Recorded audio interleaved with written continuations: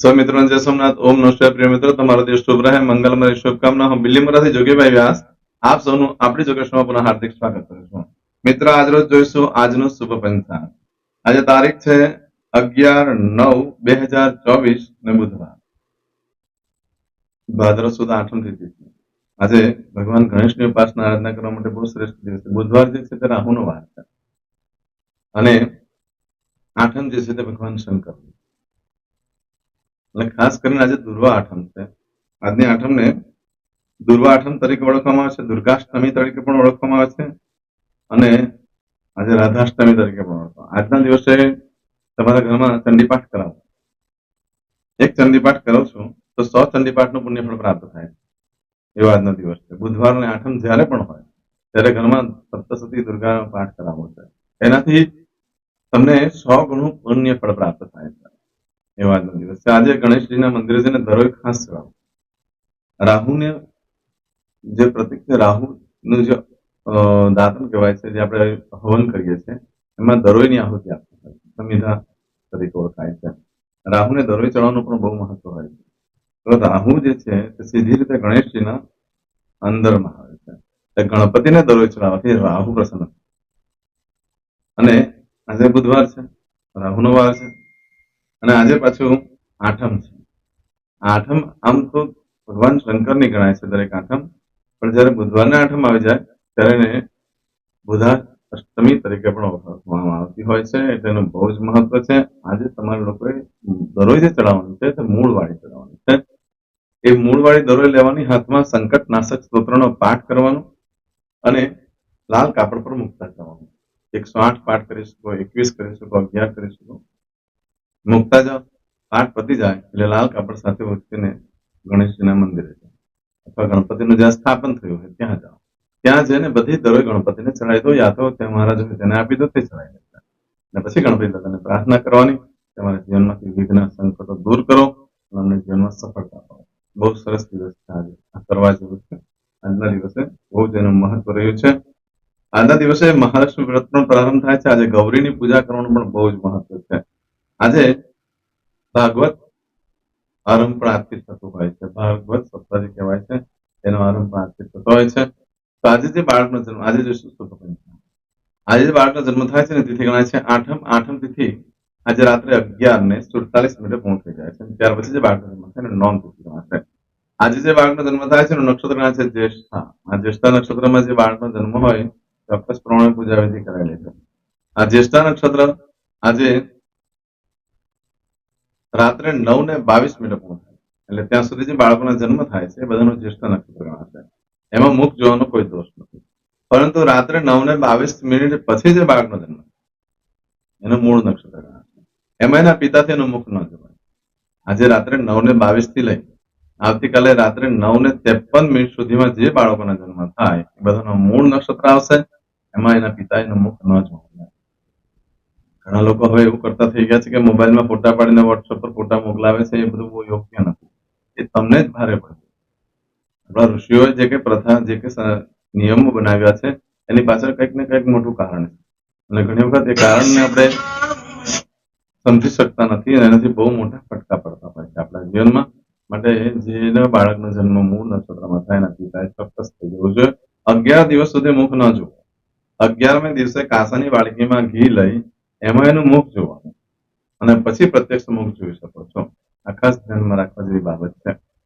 આજે જે બાળકનો જન્મ થાય છે એનો યોગ ગણાય છે પ્રીતિ. આ પ્રીતિ યોગ આજે રાત્રે 11:55 પૂર્ણ થઈ જાય છે અને ત્યાર પછી જે બાળકનો જન્મ થાય એનો આયુષ્યમાન યોગ ગણાશે. આજે જે બાળકનો જન્મ થાય છે એનું કરણ ગણાય છે વિષ્ટિ. આ વિષ્ટિકરણ આજે સવારે 11:35 પૂર્ણ થઈ જાય અને ત્યાર પછી જે બાળકનો જન્મ થાય એનું બહુકરણ ગણાશે. આ વિષ્ટિકરણમાં આપણે જન્મ હોય તેની પણ ચોક્કસ પૂજા વિધિ કરે. કારણ કે વિષ્ટિકરણમાં જયારે બાળકનો જન્મ થાય છે એને જીવનમાં વારે ઘડે યમથી ભય રહેતો હોય છે. અકસ્માત વગેરે થવાના યોગો વધારે ઉપડતા હોય છે. આજે જે બાળકનો જન્મ થાય છે એની રાશિ ગણાય છે વૃશ્ચિક. આ વૃશ્ચિક રાશિ આજે રાત્રે 9:22 પૂર્ણ થઈ જાય છે. આજે રાત્રે 9:22 પછી જે બાળકનો જન્મ થાય એની ધન રાશિ ગણાશે. ધન રાશિનો અક્ષર આવે છે ભ, ફ, ધ. ધન રાશિનો સ્વામી ગુરુ ગણાય છે. મિત્ર, વૃશ્ચિક રાશિ રાત્રે 9:22 પૂર્ણ થાય છે એટલે ત્યાં સુધી જે બાળકનો જન્મ થાય એની વૃશ્ચિક રાશિ ગણાય ને ત્યાર પછી ધન રાશિ ગણાય છે. આજે રાશિ બદલાય છે, ધ્યાન રાખજો. આજે રાત્રે 9:22 પછી જે બાળકનો જન્મ થાય એની ધન રાશિ, આ ધન રાશિ 14 તારીખે મળસ્કે 3:24 પૂર્ણ થાય છે એટલે ત્યાં સુધી જે બાળકોના જન્મ થાય એ બધાને રાશિ ધન ગણાશે. રાશિ તિથિ વાર નક્ષત્ર યોગ ત્રણમાં જેનો પણ જન્મ છે એની ચોક્કસ પ્રમાણે પૂજા વિધિ કરી લેવી જોઈએ, જેથી કરીને જીવનમાં સરળતા રહે છે. આજે જે કોઈ મારા સબસ્ક્રાઇબ મિત્રોની વર્ષગાંઠ છે, મેરેજ એનિવર્સરી છે, બધાને મારી ઘણી ઘણી શુભકામના. તમારા જીવનમાં ખૂબ પ્રગતિનો થાય એવી ભગવાન ગણેશને પ્રાર્થના કરું છું. આજે સવારમાં ઉઠીને સૌથી પહેલા આજનું સુકન કરી લો. સુકન કરેલું હશે તો જીવનમાં સરળતા રહેશે. આજે જે કોઈ મારા સબસ્ક્રાઇબ મિત્ર અમારા ઘર પરિવારમાંથી કોઈ પણ સદસ્ય કોઈ પણ કાર્ય કરવા જઈ રહ્યા છે, ધારો કે કોઈ નોકરી ધંધા માટે પ્રથમવાર જઈ રહ્યું છે, કોઈ ઇન્ટરવ્યુ આપવા જઈ રહ્યું છે, કોઈ એક્ઝામ આપવા જઈ રહ્યું છે, કોઈ રમત ગમતમાં ભાગ લેવા જઈ રહ્યું છે, આજે કોઈ વિદેશમાં જઈ રહ્યું છે, કોઈ ધર્મક્ષેત્રની યાત્રા માટે જઈ રહ્યું છે, આજના દિવસે કોઈ નવા કાર્ય કરવા માટે પ્રેરાઈ રહ્યું છે, આજે કોઈનું ઓપરેશન હોય, કોઈને ડિલિવરી હોય, કોઈને આજે શક્તિની પૂજા પણ હોઈ શકે, કોઈને આજે સગાઈ પણ હોઈ શકે, આવા કોઈ પણ કાર્ય કરવા માટે તમે જઈ રહ્યા છો તો આજનું સુકન કરીને નીકળો તો કાર્યમાં સારી સફળતા મળી શકે. એમ તો આજે બુધવાર છે તો ઘરેથી નીકળો છો ત્યારે પિતૃના ફોટાને વંદન કરો, દેવસ્થાનમાં વંદન કરો, ઘરમાં જે વડીલ વૃદ્ધ વ્યક્તિ હોય તેને વંદન કરીને નીકળો તો કાર્યમાં સફળતા સારી મળશે. આજના દિવસે ગાયને ખાટા મીઠા ફળ ખવડાવવા જોઈએ, તો એનાથી રાહુ પણ પ્રસન્ન થાય છે અને બુધ પણ પ્રસન્ન થાય છે. આજના દિવસે કોઈ પણ કાર્ય કરવા માંગો છો તેના માટે પણ એક ચોક્કસ શુભ સમય હોય છે, તો તે આપણે જોઈ લઈએ. આજે સવારે 6 થી 9 વાગ્યા સુધીનો સમય શુભ રહેશે, તેમજ સવારે 10:30 થી બપોરે 12 વાગ્યા સુધીનો સમય શુભ રહેશે, તેમજ બપોરે 3 થી સાંજે 6 વાગ્યા સુધીનો સમય શુભ રહેશે અને સાંજે 7:30 થી રાત્રે 12 વાગ્યા સુધીનો સમય શુભ રહેશે.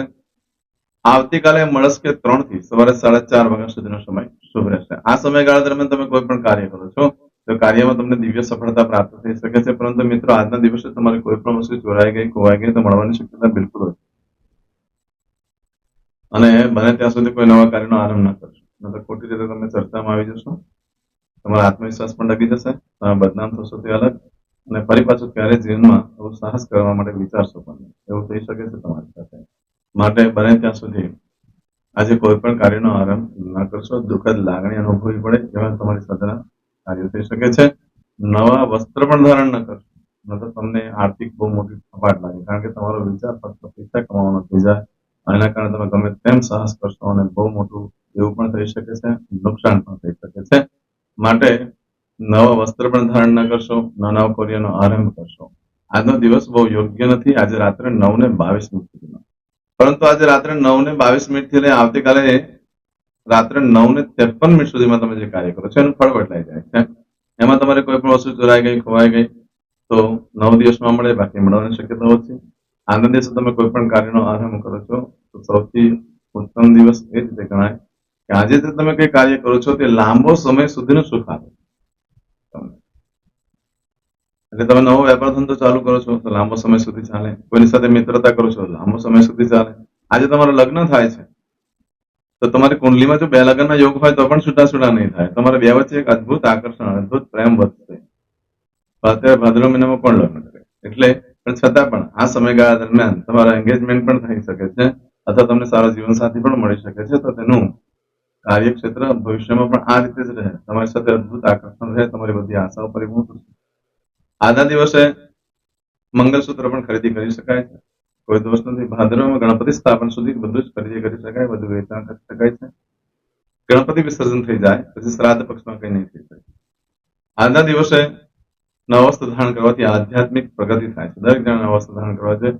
ભલે કપડા તમારે વાસણવાળીને આપી દેવા પડતા હોય છે ભવિષ્યમાં, એ સુખ નથી રહેતું, પરંતુ આધ્યાત્મિક બહુ જરૂરી છે પ્રગતિની. હવે પછીના સમયમાં તમારા પાસે આધ્યાત્મિકતા જેટલી હશે એટલું તમે સુખી રહેશો.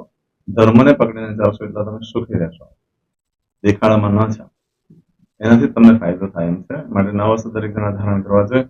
આવું બધું જે ફળ છે આજે રાત્રે 9:22 થી લઈ આવતીકાલે રાત્રે 9:53 સુધીમાં મળે. આજે કરશો આજનો સંકલ્પ તંત્રમાં પાણી લેજો. અદ્યતન માસનમ માસોત્તમ પરમ પવિત્ર ભાદ્રપદ માસે શુભે શુક્લ પક્ષ અષ્ટમીયામ સૌમ્યવા શરણવિત્તાયામ. હવે દરેક જણા પોતાનું સાચું નામ બોલી દો. તમારું ગોત્ર ખબર હોય તો ગોત્ર બોલી દેવાનું. પછી બોલવાનું છે અહમ, મમ, આત્મન, શ્રુતિ, સ્મૃતિ, પુરાણોક્ત, પુણ્ય, फल प्राप्ति अर्थम अप्राप्त लक्ष्मी प्राप्ति अर्थम प्राप्त लक्ष्मी चिरकाल सं रक्षणात्मक लोके वा सभायां राजद्वारे व्यापारे विद्या अभ्यास देश विदेश सर्वत्र यश कीर्ति विजय लाभादि प्राप्ति अर्थम मम अखिल कुटुंबस्य आयु आरोग्य ऐश्वर्यादि प्राप्ति अर्थम मम जन्म समय तथा च विप्र वृंदानां जन्म समय जन्म कुंडली मध्ये स्थित ग्रहः गोचर ग्रहः महादशा अंतर्दशा प्रत्यंतर्दशा तथा च योग युति दृष्टि मध्ये शुभफल प्राप्ति अर्थम भय रोग शत्रु बाधा दोष मारण तारण मंत्र तंत्र अरिष्ट दोष पीड़ा निवृत्ति अर्थम भूत प्रेत पिशाचादि द्वारा रचित अरिष्ट दोष निवृत्ति अर्थम मम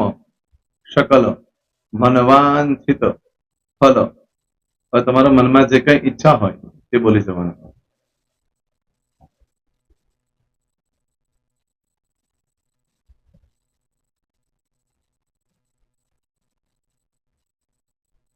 બોલવાનું અનુસારતઃ सकल मनवांछित फल प्राप्ति अर्थम. હવે જે બરકતની પૂજા વાળા છે એ લોકો તો આ બધું બોલવાનું જ હોય છે, એ લોકો માટે કોઈ સ્પેશિયલ નથી.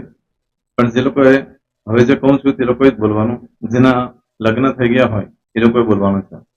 મમ દાંપત્ય જીવન મધ્યે સુખાકારી પ્રાપ્તિ અર્થમ પુત્ર પૌત્રાદि સંતતિ પ્રાપ્તિ અર્થમ. આ સંતાન પ્રાપ્તિ વાળા માટે પણ આવી જાય છે એમાં.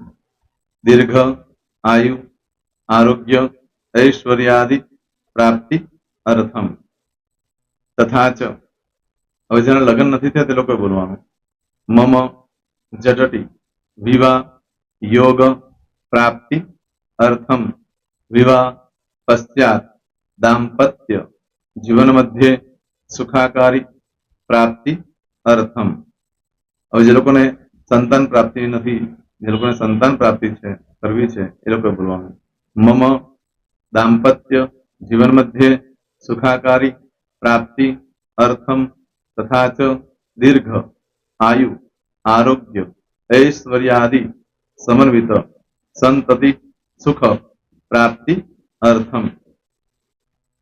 હવે જે અભ્યાસ કરી રહ્યા છો છોકરા વિદ્યાર્થીઓ છે તે લોકોએ બોલવાનું છે. મમ વિદ્યા અભ્યાસ મધ્યે ઉત્તરો ઉત્તર પ્રગતિ उन्नति सानुकूलता पूर्वक दिव्य सफलता प्राप्ति अर्थम. और जो लोग विदेश में जवा मांगता हो के सीप में जवा मांगता हो, मतलब भारत देश ने बहार जने धंधो व्यापार करवा मांगता हो ए लोग अथवा विदेश जवा मांगता हो कायम माटे ए लोग बोलवानुं छे. मम जटटी विदेश गमन योग प्राप्ति अर्थम विदेश गमन कार्य मध्य सानुकूलता पूर्वक दिव्य सफलता प्राप्ति अर्थम. आरोग्य वाળા બોલવાનું છે, જેને આરોગ્યની પૂજા આપેલી હોય એ લોકોને. એમ તો દરેક જણા જ બોલવાનું. બોલો મમ આયુ આરોગ્ય ऐश्वर्यादि प्राप्ति अर्थम.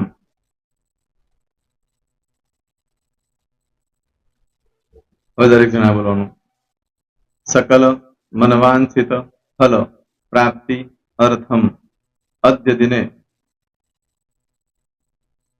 प्रधान देवतानां नित्य दिन अनुसारतः पूजन अर्चन कर्मणि अहम करिष्ये. પાણીવાળી થાળીમાં પાણી મૂકી દેવાનું છે. હવે તમારી બધી પૂજા જે મેં આપેલી છે એ પૂજા થઈ જાય, અથવા તો તમે રોજ પૂજા કરતા છો, મારી પાસેથી નથી લઈ ગયા, એ પૂજા થઈ જાય પછી ફરી પાછી ચમચીમાં પાણી લેવાનું. અહીંયા વિડીયોને સ્ટોપ કરી દેવાનું.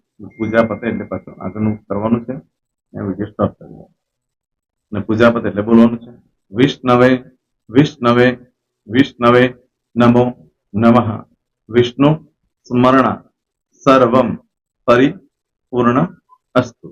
એતાની ગંધ પુષ્પ ધૂપ દીપ નૈવેદ્ય તામ્ર પ્રદક્ષિણા સહિત પ્રણુ મમ સકલ મનવાંછિત ફલ પ્રાપ્તિ અર્થમ પૂજન અર્ચન પ્રિયદાન નમમ. પાણી મૂકી દેવાનું, પાછું પાણી લેવાનું. પૂજન અર્ચન બ્રહ્માર્પણમસ્તુ. નીચે જમીન પર પાણી મૂકો, એમાં આંગળી ઘસી કપાળમાં તિલક કરી દો. કપાળમાં જમીન પર પાણી મૂક્યું છે એમાં.